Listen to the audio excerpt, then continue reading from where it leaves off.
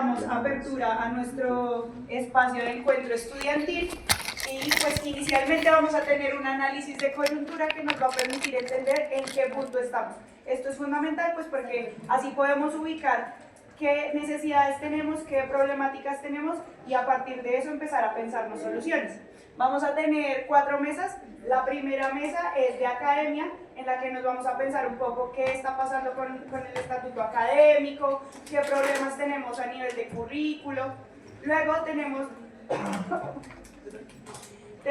la de proyección social. Aquí nos pensamos, por ejemplo, cómo van a ser las prácticas de los compañeros de enfermería, dónde deberían hacerlas, en qué hospitales, todo esto es importante.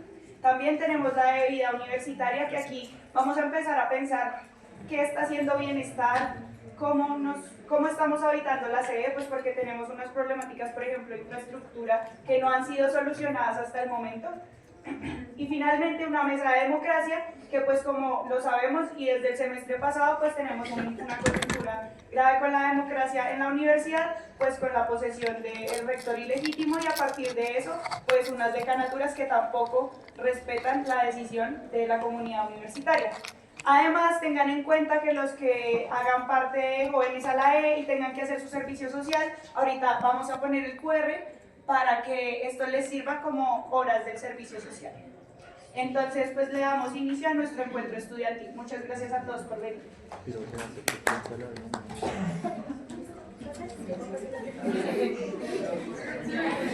Si quieren los chicos de Jóvenes a la E, nos avisan cuando ya.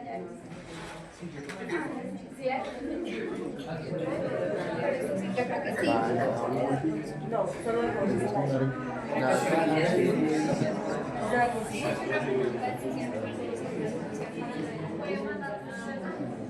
No, ese es solamente para el trabajo social de jóvenes. No, pero ya habla de la muerte caliente. Sí, creo. ¿Ven? ¿Mafe? Esto sirve también para el servicio del apoyo en caliente. No creo. Pues no sé, de manera presencial, no virtual. Pero, o sea, No. esperemos. ¿Ya pudieron escanear el QR los de Jóvenes a la E? ¿Sí? Bueno, cualquier cosa nos cuentan. ¿Sí?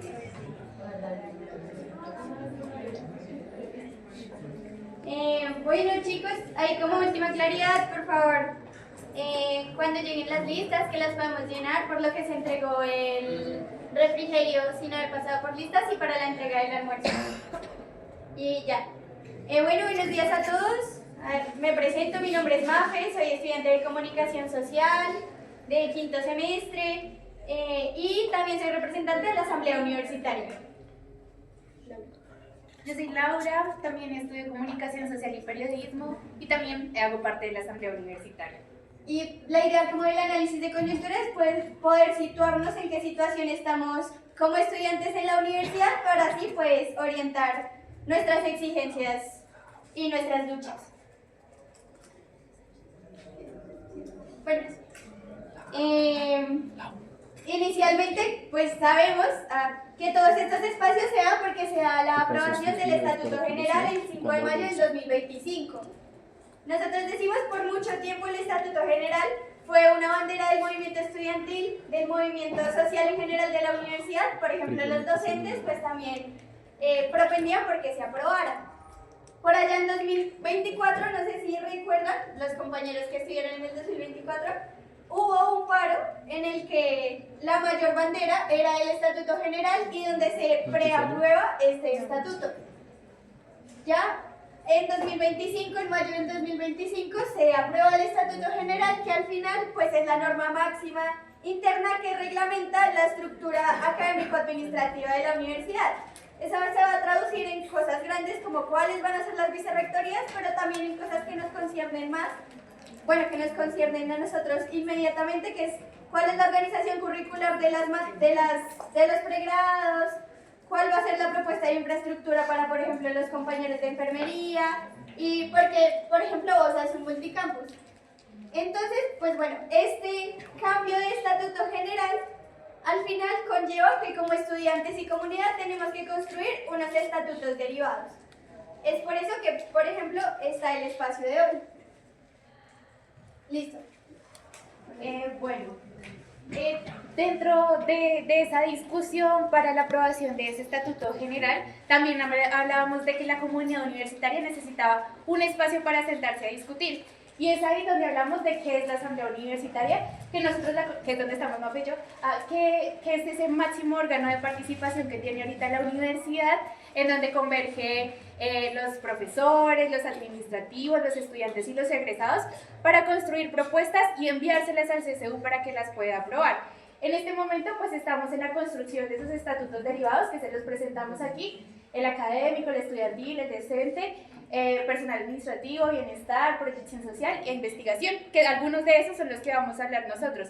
¿Quién tiene esa tarea de construir esos derivados? Pues la comunidad universitaria y en este caso la asamblea universitaria. Pero ¿qué es lo que hemos podido ver? Y es que no hemos tenido las condiciones necesarias para sentarnos a discutir. ¿Por qué? Porque la administración, muchos de ellos pues les pagan para asesorar a la universidad, pero dentro de la comunidad universitaria pues nos vemos en condiciones diferentes. Porque los estudiantes pues nos dedicamos a nuestro pregrado, pero muchos de nosotros también tenemos que trabajar.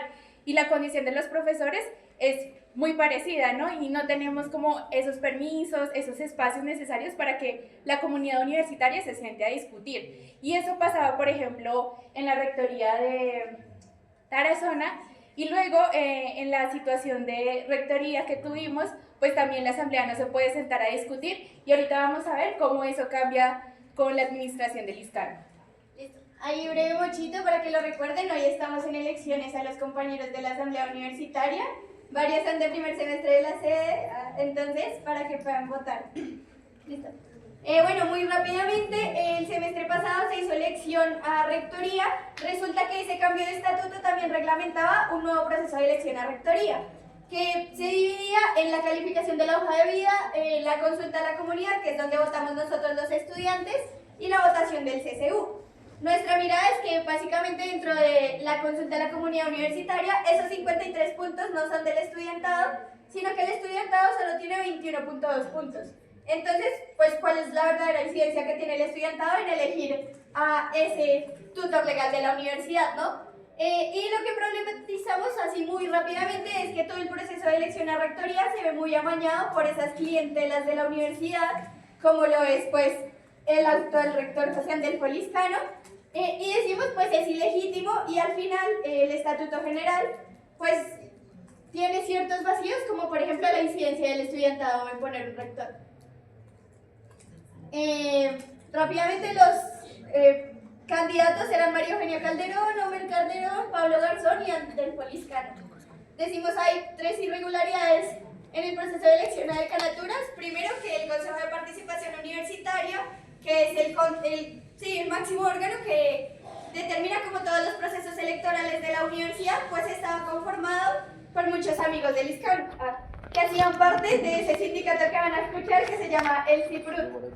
Entonces ahí decimos la primera vaina rara en el proceso de elección a decanaturas, y resulta que el ISCANO pues es habilitado como candidato sin cumplir la experiencia administrativa necesaria pues en instituciones de educación superior. Ya la comisión accidental que califica las hojas de vida le da a José Andrés Poliscano una calificación de 19 puntos de 20, o sea, no se molestaron ni en disimular un poquito cuál era su candidato. Y volvemos a decirlo, pues él no cumplía los requisitos en la experiencia que era necesaria.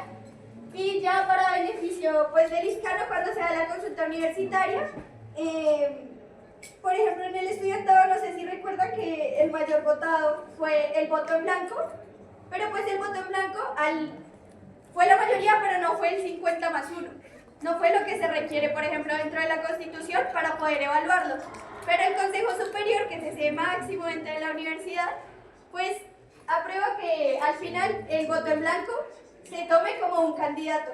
Eso hace que, por ejemplo, María Calderón, que fue la más votada en estudiantes, tuviera menos puntos dentro de la consulta. Y pues favorece al final al ISCANO porque deja a los candidatos a 8 puntos de diferencia del ISCANO. Y ya pues como termina el proceso, se da la votación dentro del Consejo Superior. Los que, no sé si se acuerdan, nos movilizamos a la Secretaría de Educación, y de hecho el día que se debía elegir al rector, alcaldía dice como no, hoy no voy a votar porque no conozco bien a los candidatos, dentro de 8 días hagamos otra sesión y votamos.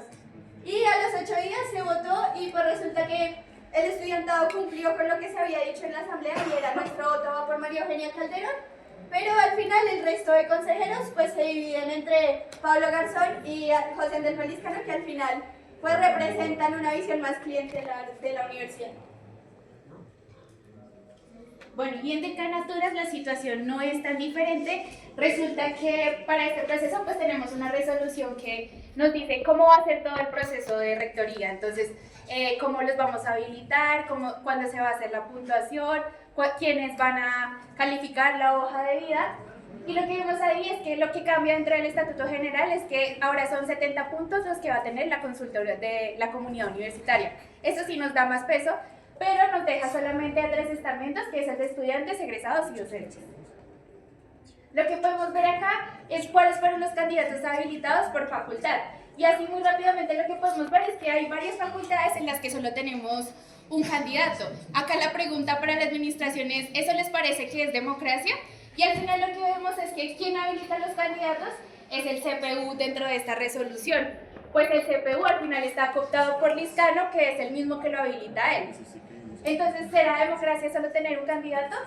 Lo que vemos es que en las elecciones de las 7 facultades, en 4 ganó el voto en blanco, que es la Facultad de Ciencias de la Salud, la Facultad de Ciencias y Educación, esta Facultad Medio Ambiente y Recursos Naturales y la SAP.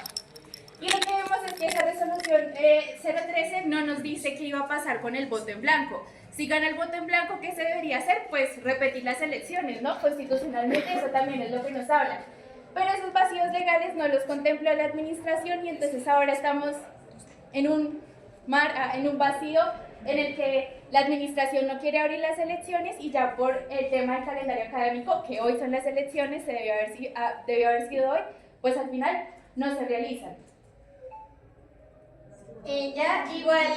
Paralelo a estas elecciones que nos pueden dar pues una correlación de fuerzas negativas al final, se hacen también las elecciones a los cuerpos colegiados, que son este Consejo Superior Universitario, el Consejo Académico, el Consejo de Participación Universitario y la Asamblea, si no estoy mal, también tuvo votaciones.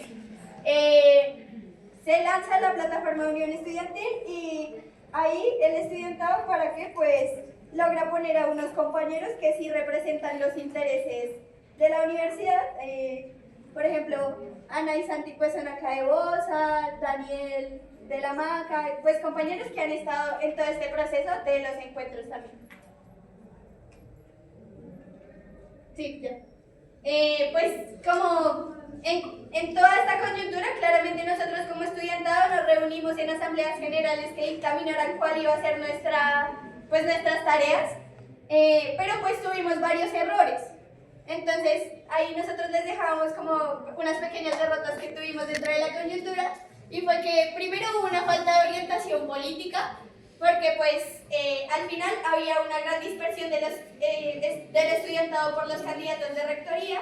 Por ejemplo, con Pablo Garzón estaban los compañeros de las huertas, o sea, igual ellos tenían pues cierta sector del estudiantado que los apoyaba. Y pues al final nos reunimos muy tarde para poder construir una estrategia conjunta pues con el poco tiempo que teníamos. Ya también vemos que hay una imposibilidad del movimiento estudiantil en general por continuar con toda esa gente que se movilizó por la rectoría y ponerlos pues en un plan de trabajo orgánico, ¿no? Entonces, como listo, perdimos rectoría, pero ¿qué vamos a hacer para que la universidad pues, nos garantice un mínimo, por ejemplo, de condiciones de permanencia dentro de la universidad?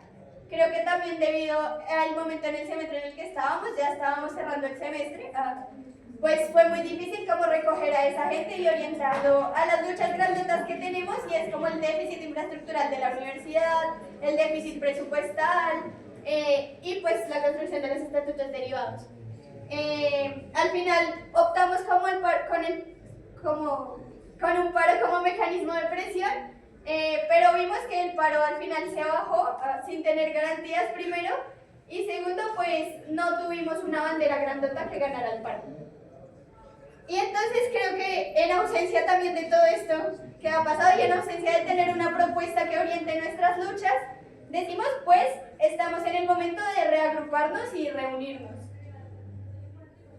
Sí, ya por último, pues, ¿qué nos queda hacer? Pues vemos que tenemos un montón de problemáticas, no hay elección en esa decanatura, los almuerzos y como los bonos que deberían haber desde bienestar también se entregan muy tarde, vemos que la administración ha sido incapaz para resolver muchas cosas, pues la solución que encuentra el estudiantado para poderse reunir es hacer un encuentro más grande, en el que podamos no solamente construir esos estatutos derivados, sino también orientar qué es lo que tiene que hacer la universidad ahorita, cuáles son esas banderas de lucha y ese programa mínimo que se debe pensar el estudiantado para la universidad.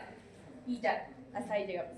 Bueno, pues compañeros, ahí para agregar el tema es que nosotros tenemos que empezar a unirnos como comunidad universitaria. Lo que pasó básicamente y lo que podemos ver que sucedió en el tema de cómo se eligió a Liscano, bueno, que no lo elegimos nosotros, que fue elegido por estas mismas lógicas clientelares y leguleyas que han manejado históricamente la universidad, es que nosotros nos empezamos a confundir y empezar como a discutir por quién íbamos a votar. Y realmente los candidatos que habían no representaban como tal a la comunidad universitaria. María Eugenia era o sea, en ese sentido la mejor candidata, ¿no? Pero si nosotros vamos a mirar lo que era Homer Calderón, cuando estuvo Homer Calderón de decano en la Macarena, este señor hizo un pacto con los cigarros de la universidad para dejarles hacer sus fiestas hasta más tarde, y de esta manera ocurrieron muchos actos donde había muchísimas violencias contra compañeras, donde un compañero que ni siquiera era de la universidad se cayó de los techos por estas mismas dinámicas, Pablo Garzón, para lanzarse pues a candidato como rector, le pagó a la Registraduría Nacional una plata para que le quitaran una denuncia que él tenía abierta en ese momento porque el señor era un corrupto. Lo que pasaba con Liscano es que Liscano es de esos corruptos que es tan bueno que no tiene nada, pero se sabe que es un corrupto, se sabe que es uno de los que históricamente ha trabajado por robarse esta universidad. El señor estuvo a cargo del Instituto de Lenguas de la Universidad Distrital en un momento, y este señor en ese momento se robó una cantidad de dinero de este mismo instituto y no tuvieron cómo comprobárselo porque robó de tal manera que no hay pruebas, ¿sí? Entonces nosotros nos tenemos que dar cuenta que esta misma lógica ha venido históricamente con personajes como lo que fue Samuel Arrieta, que Samuel Arrieta también es un personaje que ha atropellado a la Universidad Pública y la Universidad Distrital en toda su existencia, y que ha querido a sangre y fuego pelearse esta universidad, saquear los recursos públicos pues que ponemos nosotros como distrito, que ponen sus papás, que ponen ustedes con cada uno de los supuestos que pueden entrar a pagar comprando lo que sea que compren en una tienda. De ustedes es que sale esta universidad, sus papás también ponen plata para esta universidad y se la están robando esos mismos señores que nosotros vemos. En este momento tenemos decanos que nosotros no escogimos, que fueron escogidos por una misma administración ilegítima, que no se nos olvide, compas. Nosotros no podemos seguir estando tan dormidos como movimiento estudiantil y seguir fingiendo que no está pasando nada en nuestra universidad. Nos están robando la universidad pública, parce. Muchas gracias.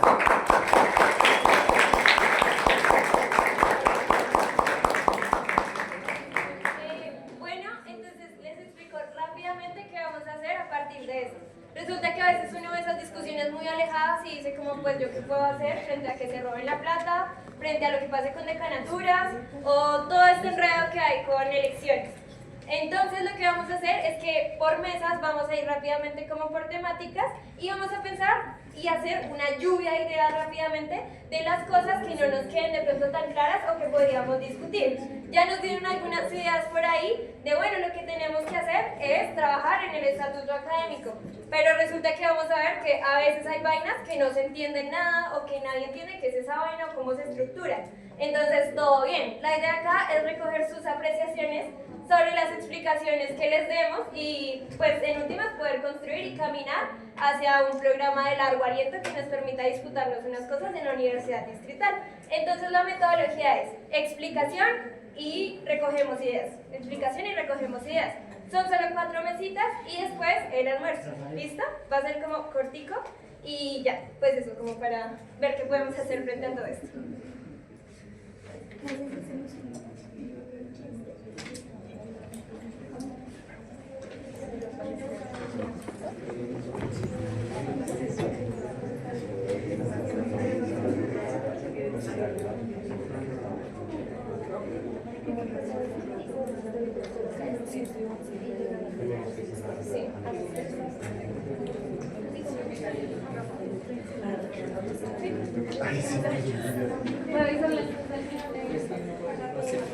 Ay, marica, eso tiene el flash. ¿Cómo lo apago? Bueno, la primera